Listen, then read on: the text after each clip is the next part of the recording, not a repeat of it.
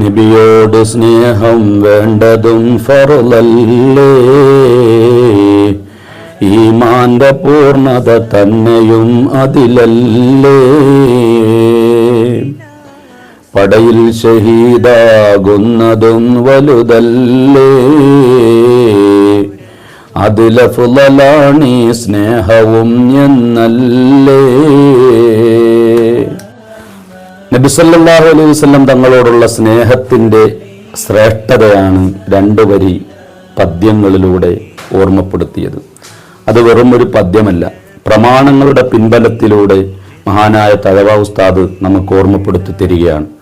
അതായത് ഒരു മനുഷ്യൻ അവന്റെ സ്വശരീരം വെച്ചുകൊണ്ട് അവൻ ഇസ്ലാമിന് വേണ്ടി യുദ്ധം ചെയ്ത് ഷഹീദാകുന്നതിനേക്കാൾ ഏറ്റവും ശ്രേഷ്ഠമാണ് അള്ളാഹുവിന്റെ ഹബീബിനെ ആത്മാർത്ഥമായി സ്നേഹിക്കുക, അള്ളാഹുവിന്റെ ഹബീബിനോടുള്ള സ്നേഹം എന്നാണ് മഹാനായ തഴവ ഉസ്താദ് പ്രമാണങ്ങളുടെ പിൻബലങ്ങളിലൂടെ നമുക്ക് പഠിപ്പിച്ചു തരുന്നത്.